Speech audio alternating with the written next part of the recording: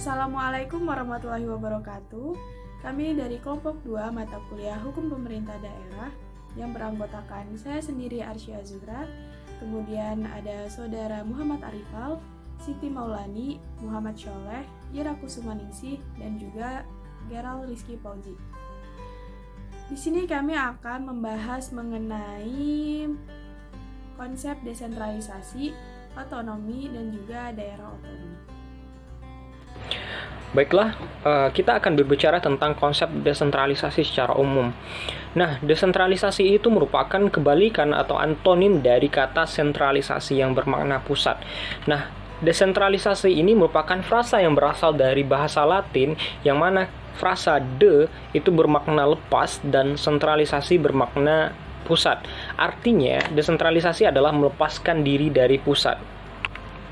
Secara terminologis, bahwasanya desentralisasi ini adalah pelimpahan kekuasaan dari pemerintah pusat kepada pemerintah daerah untuk mengurus urusan rumah tangga mereka sendiri. Dalam hal ini dapat berbentuk transfer of planning, kemudian juga dapat berbentuk transfer of decision making. Pada dasarnya, desentralisasi ini dapat diklasifikasikan menjadi 3 bagian besar. Yang pertama ada desentralisasi politik, yang kedua desentralisasi administratif, dan yang ketiga desentralisasi fiskal. Yang mana ketiga hal tersebut saling berkaitan dan tidak bisa dipisahkan demi tujuan yang sama, yaitu terciptanya pelayanan publik yang lebih baik. Desentralisasi itu pada dasarnya merupakan pelimpahan wewenang dari pemerintah pusat kepada pemerintah daerah untuk menyelesaikan segala bentuk kepentingan di daerah, termasuk dalam bidang sosial, keagamaan, yang menjadi tanggung jawab atau kepentingan dari daerah masing-masing. Nah, pada dasarnya desentralisasi ini merupakan sistem yang sangat penting. Mengapa demikian?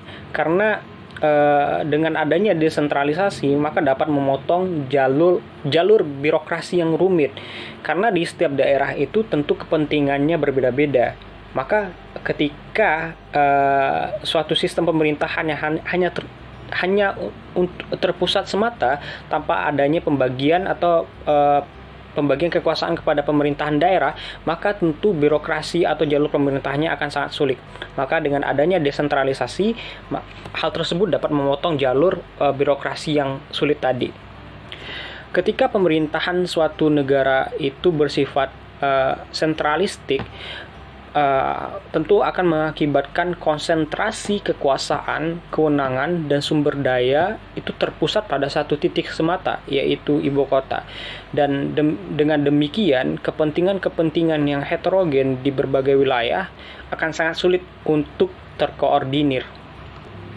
Kemudian, konsep desentralisasi ini untuk negara kesatuan seperti Indonesia, menurut Delianggi, mengandung beberapa aspek positif, yaitu pertama, dari aspek politik. Desentralisasi dimaksudkan untuk mencegah penumpukan kekuasaan pada pemerintahan pusat yang dapat menimbulkan tirani. Kemudian yang kedua, dari aspek demokrasi, desentralisasi adalah tindakan pendemokrasian agar rakyat ikut serta dalam pemerintahan. Kemudian yang ketiga, aspek teknis organisasi pemerintahan, desentralisasi untuk mewujudkan penyelenggaraan pemerintahan yang efisien. Kemudian dari aspek ekonomi, desentralisasi ini juga diharapkan menjadi sarana untuk terjadinya pemerataan pembangunan ekonomi. Ya baik, di sini saya akan menjelaskan sedikit mengenai dekonsentrasi.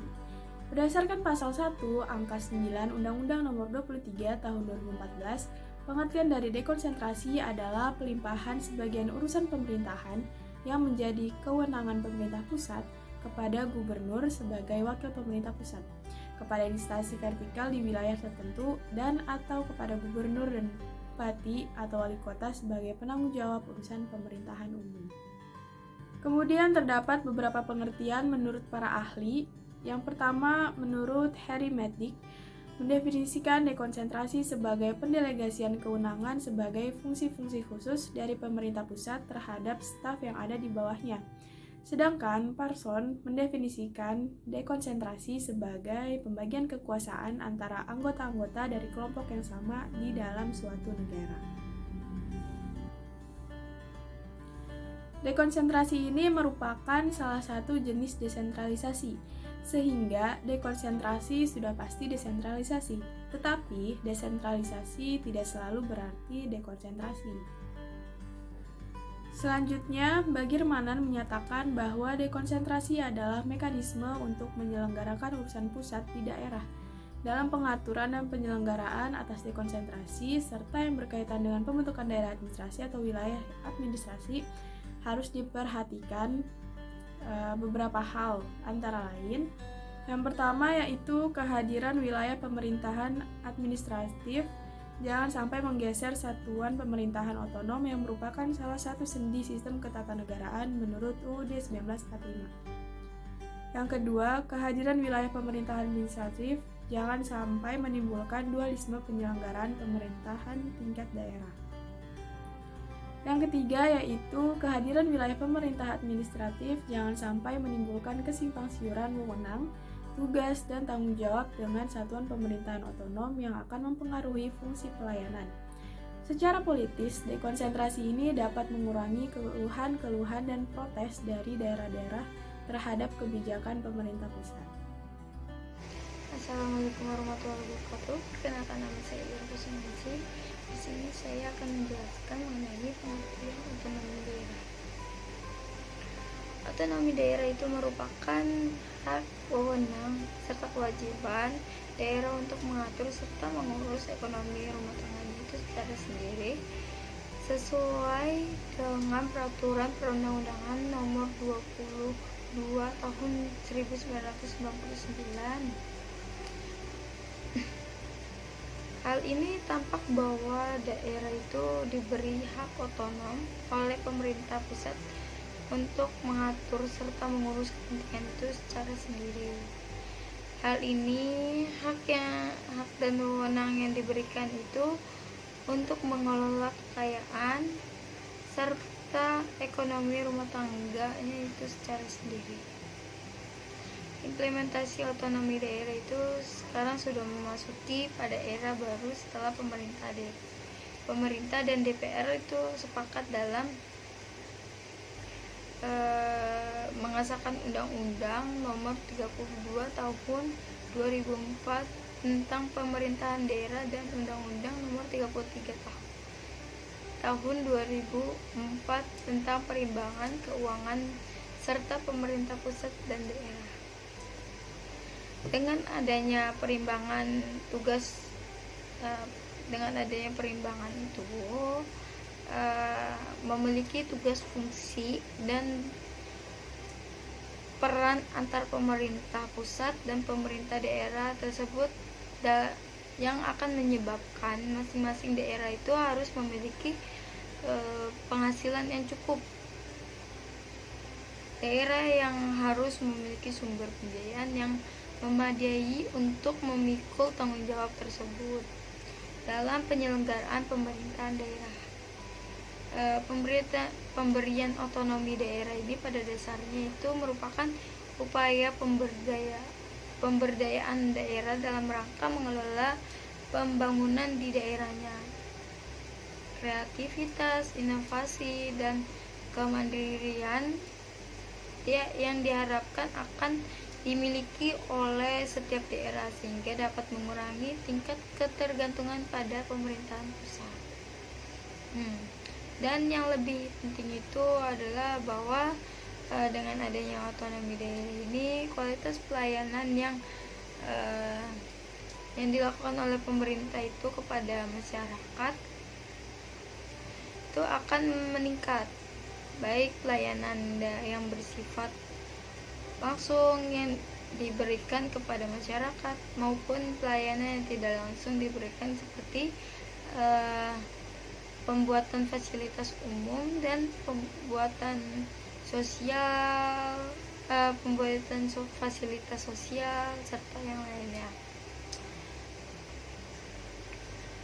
Sistem otonomi daerah tertulis itu secara umum dalam pasal 18 yang diatur lebih lanjut itu oleh Undang-Undang Pasal 18 ayat 2 yang menyebutkan bahwa pemerintah daerah provinsi itu daerah kabupaten dan daerah dan kota yang mengatur serta mengurus sendiri urusan pemerintah menurut asas ekonomi dan tugas pembantuan.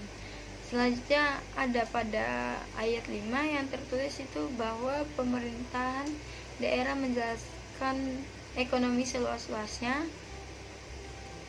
kecuali urusan pemerintahan yang oleh undang-undang tersebut ditentukan sebagai urusan pemerintahan pusat. Serta pada ayat 6 pasal yang sama yang menyatakan bahwa pemerintah daerah itu berhak menetapkan peraturan daerah dan peraturan-peraturan lain untuk melakukan ekonomi dan tugas pembantuan. Baik, di sini saya akan melanjutkan mengenai prinsip otonomi daerah di Indonesia. Prinsip otonomi daerah yang tertuang dalam pasal 18 Undang-Undang Dasar 1945 untuk lebih mendalami maksudnya lebih tegas dituangkan dalam penjelasannya yang berbunyi: satu, oleh karena negara Indonesia itu satu and a head state, maka Indonesia tidak akan mempunyai daerah di dalam lingkungan yang bersifat stat. Juga daerah Indonesia akan dibagi dalam daerah provinsi, dan daerah provinsi akan dibagi pula dalam daerah yang lebih kecil. Di dalam daerah yang bersifat otonomi, Streek dan Local Range, Gemeenschappen, atau daerah bersifat administrasi belaka, semua menurut aturan yang akan ditetapkan dalam undang-undang. Di daerah-daerah yang bersifat otonomi akan diadakan badan perwakilan daerah. Oleh karena itu, di daerah pun pemerintahan akan bersendi atas dasar permusyawarahan. Kedua, dalam teritorial Indonesia Escapen seperti desa di Jawa dan Bali, di negeri Minangkabau, dusun dan warga di Palembang dan sebagiannya, daerah-daerah itu mempunyai zona asli dan oleh karenanya dapat dianggap sebagai daerah yang bersifat istimewa. Negara Indonesia menghormati kedudukan daerah-daerah istimewa dan segala usul daerah tersebut. Kemudian mengenai otonomi daerah ini dikuatkan dan diuraikan lagi secara rinci dalam amandemen Undang-Undang 1945 berkaitan dengan prinsip negara, kesatuan klan, prinsip otonomi daerah yang tidak bisa dipisahkan antara pasal 1 ayat 1 Undang-Undang Dasar 1945 dan pasal 18 Undang-Undang Dasar 1945 baik sebelum maupun sesudah amandemen. Maka dapat disimpulkan antara lain, dalam rangka negara kesatuan Republik Indonesia dan memperhatikan tujuan pemberian otonomi daerah, maka penyelenggaraan otonomi daerah oleh pemerintah daerah merupakan subsistem dari sistem pemerintah negara, khususnya pemerintahan desa dengan sistem pembagian kekuasaan sesuai dengan kewenangannya. Selanjutnya, konsep otonomi daerah. Otonomi daerah adalah satu keadaan yang memungkinkan daerah dapat mengaktualisasikan segala potensi terbaik yang dimilikinya secara optimal. Menurut Kamus Besar Bahasa Indonesia, otonomi daerah adalah hak, wewenang, dan kewajiban daerah untuk mengatur dan mengurus rumah tangganya sendiri sesuai dengan peraturan perundang-undangan yang berlaku dalam Undang-Undang Nomor 32 Tahun 2004 Pasal 1 Ayat 5. Pengertian otonomi daerah adalah hak, wewenang, dan kewajiban daerah otonom untuk mengatur dan mengurus sendiri urusan pemerintahan dan kepentingan masyarakat setempat sesuai dengan peraturan perundangan. Menurut Suparmoko, mengartikan otonomi daerah adalah kewenangan daerah otonomi untuk mengatur dan mengurus kepentingan masyarakat setempat. Menurut Prakasa sendiri, berdasarkan aspirasi masyarakat sesuai dengan penjelasan Undang-Undang Nomor 32 Tahun 2004 bahwa pemberian kewenangan otonomi daerah dan kabupaten kota didasarkan kepada desentralisasi dan wujud otonomi yang luas, nyata, dan bertanggung jawab. Oke, baik, saya akan melanjutkan menjelaskan tentang ajaran otonom. Perlu diketahui ajaran yang cikal bakal menjadi konsep desentralisasi. Ajaran otonom ini ada 3. Yang pertama ada sistem rumah tangga material, yang kedua ada sistem rumah tangga formil, yang ketiga juga ada sistem rumah tangga nyata atau real. Nah, sistem rumah tangga material adalah pembagian tugas, wewenang, dan tanggung jawab antara pemerintah pusat dan daerah dijelaskan secara normatif dalam undang-undang. Dalam pasal 10 dan 13 Undang-Undang Nomor 32 Tahun 2004, pemerintah daerah dijelaskan secara normatif urusan-urusan mana yang menjadi domain pemerintah pusat dan daerah. Jika ditilik lebih jauh, kebebasan dan kemandirian daerah otonom, urusan-urusan tersebut diberikan kepada pemerintah daerah selaku yang berwenang di daerah otonom oleh pemerintah pusat. Jadi hak-hak dasar sebuah daerah otonom tidak terpenuhi oleh sistem rumah tangga ini. Nah, di sini juga ada dalam pelaksanaannya itu ada menghadapi kerancuan. Seperti contoh dalam dalam pasal 13 Undang-Undang Nomor 32 Tahun 2004, pemerintah daerah urusan penyelenggaraan dan pengelolaan pendidikan diserahkan kepada pemerintah daerah. Namun standarisasi kelulusan siswa ditentukan oleh pemerintah pusat. Nah, dari contoh di sini ada sedikit kerancuan dan tumpang tindih urusan yang notabene urusan ini adalah pemerintah daerah.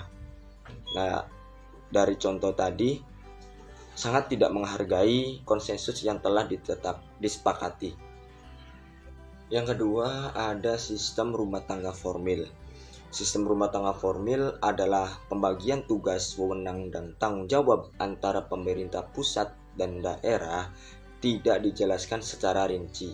Artinya, sebuah urusan pemerintahan diberikan kepada pemerintah daerah oleh pemerintah pusat dengan mempertimbangkan efisiensi dan efektivitas.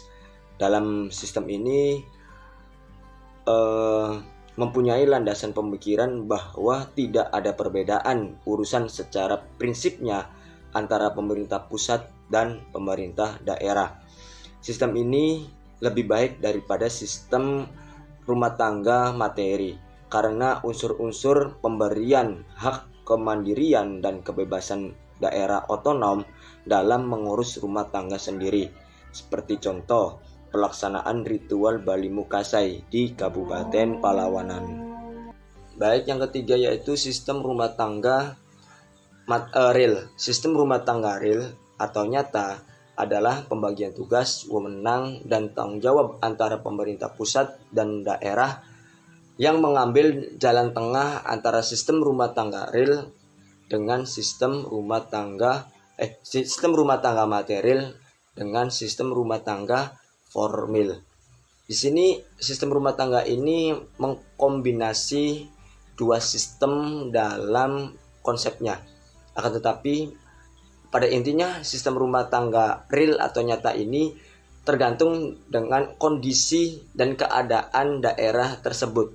Jika daerahnya maju, bisa menggunakan sistem rumah tangga formil yang bisa berekspresi, inisiatif tinggi untuk perkembangan daerah tersebut. Jika daerahnya kurang maju atau belum bisa mengatur daerahnya tersebut, maka menjadikan sistem rumah tangga material yang mana akan diatur oleh pusat. Pada intinya sistem rumah tangga ini bergantung pada kondisi dan keadaan daerah tersebut. Selanjutnya ada mengenai daerah otonom. Daerah otonom yang memiliki arti kesatuan masyarakat hukum yang mempunyai batasan-batasan wilayah yang berwenang mengatur dan mengurus urusan pemerintah serta kepentingan masyarakat setempat menurut prakarsa sendiri berdasarkan aspirasi masyarakat sesuai dengan perundang-undangan. Dalam artian di sini, maka masyarakat sendiri mendapatkan kebebasan untuk mengurus rumah tangganya dalam artian kepentingannya sendiri dan Ketentuan tersebut diatur langsung oleh undang-undang tanpa adanya campur tangan dari pemerintah pusat. Nah, di sini posisi pemerintah pusat hanya mengarahkan, mengawasi, dan mengendalikan agar penyelenggaraan otonominya tetap dalam koridor peraturan perundang-undangan yang ditetapkan. Mengenai pengisian penyelenggaraan urusan rumah tangga pada daerah otonom adalah masyarakat itu sendiri yang tinggal di daerah tersebut dan bukan pemerintah daerah. Karena itu, dalam daerah otonom, masyarakat sendirilah yang menentukan cara mengatur dan mengurus kepentingannya. Untuk itu, masyarakat memilih wakil-wakilnya untuk duduk dalam lembaga perwakilan, memilih kepala daerahnya secara langsung atau melalui lembaga perwakilan, dan membuat program serta mengawasi jalannya pemerintahan. Pembahasan sebelumnya yang sudah dijelaskan oleh saudari Irab Kusuma yang memaparkan bahwa otonomi daerah menunjuk pada kebebasan penduduk yang tinggal di daerah otonom tersebut untuk mengatur dalam urusan serta mengurus kepentingannya sendiri menurut prakarsa dan aspirasinya. Nah, perbedaannya dengan daerah otonom itu yaitu daerah otonom terbentuk karena adanya desentralisasi atau devolusi. Dengan desentralisasi, maka terbentuklah sebuah daerah dengan batas-batas yang jelas yang masyarakatnya diakui sebagai kesatuan masyarakat hukum.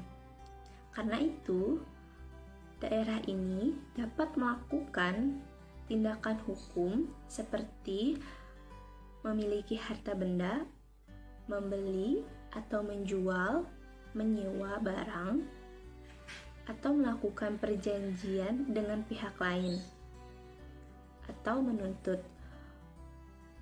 Untuk melakukan tindakan hukum, daerah otonom diwakili oleh kepala daerahnya. Adapun contoh daerah otonom adalah kabupaten dan kota. Sesuai dengan Undang-Undang Nomor 32 Tahun 2004 tentang pemerintah daerah kabupaten dan kota, yaitu menganut asas desentralisasi. Dengan digunakannya asas desentralisasi pada kabupaten dan kota, maka kedua daerah tersebut menjadi daerah otonom penuh. Hal ini berbeda dengan status kabupaten dan kota yang naungannya di bawah Undang-Undang Nomor 5 Tahun 1974 tentang pokok-pokok pemerintah daerah. Di bawah Undang-Undang dan Kabupaten, di bawah Undang-Undang ini, kabupaten dan kota di samping sebagai daerah otonom juga sebagai daerah atau wilayah administrasi. Jadi, campuran antara daerah otonom dan daerah administrasi bukan daerah otonom penuh. Itulah sebabnya pada waktu itu penyematan atau penamaan untuk kedua daerah tersebut menggunakan nama kabupaten daerah tingkat 2 dan kota madya daerah tingkat 2. Kabupaten dan kota madya merujuk pada daerah administrasi dan daerah tingkat 2 merujuk pada daerah otonom. Sekarang, istilah daerah tingkat 2 untuk daerah kabupaten dan kota madya telah digunakan lagi karena Undang-Undang Nomor 32 Tahun 2004 tidak menggunakan otonomi bertingkat. Dari segi daerah otonom dibentuk pemerintah daerah. Pemerintah daerah otonom adalah pemerintah daerah yang badan pemerintahannya dipilih oleh penduduk setempat dan memiliki kewenangan untuk mengatur dan mengurus urusannya sendiri berdasarkan peraturan perundang-undangan dan tetap mengakui supremasi dan kedaulatan nasional. Misal, di kabupaten dan kota dibentuk pemerintah daerah kabupaten atau kota. Bupati dan wali kota dipilih oleh rakyat sendiri melalui DPRD. Nah, pemerintah daerah, kabupaten atau kota mempunyai kewenangan untuk mengatur dan mengurus urusannya sendiri berdasarkan aspirasi masyarakat. Adapun syarat terbentuknya menjadi daerah otonom yaitu terbagi menjadi 3. Nah, terbagi menjadi 3, syarat yang pertama yaitu harus terpenuhinya administratif. Nah, syarat secara administratif ini terbagi menjadi 2 lagi, yaitu untuk provinsi meliputi adanya persetujuan DPRD, kabupaten atau kota, dan bupati atau wali kota yang akan menjadi cakupan wilayah provinsi. Persetujuan DPRD provinsi induk dan gubernur serta mendapat rekomendasi Menteri Dalam Negeri. Syarat administratif untuk kabupaten atau kota yaitu harus adanya persetujuan DPRD kabupaten kota dan bupati atau wali kota yang bersangkutan, persetujuan DPRD provinsi dan gubernur serta rekomendasi Menteri Dalam Negeri. Yang kedua, adanya syarat secara teknis. Nah, syarat secara teknis ini pembentukan daerah adalah yaitu kemampuan secara ekonomi, jumlah penduduk, potensi daerah, luas daerah, sosial budaya, sosial politik, dan pertahanan keamanan yang memungkinkan terselenggaranya otonomi daerah. Nah, yang terakhir yaitu syarat secara fisik. Nah, secara fisik ini adalah syarat dengan ketentuan paling sedikit 5 kabupaten atau kota untuk membentuk provinsi dan paling sedikit 7 kecamatan untuk pembentukan kabupaten dan 4 kecamatan untuk pembentukan kota. Lokasi calon ibu kota, sarana dan prasarana pemerintah. Pemekaran dari daerah menjadi 2 atau lebih dapat dilakukan setelah mencapai batas minimal usia penyelenggara pemerintahan. Di samping daerah dapat pemekaran menjadi lebih dari 1 daerah. Bagi daerah yang tidak mampu menyelenggarakan otonomi daerah, dapat dihapuskan atau membentuk provinsi dan paling sedikit 7 kecamatan untuk pembentukan kabupaten dan 4 kecamatan untuk pembentukan kota. Lokasi calon ibu kota, sarana dan prasarana pemerintah.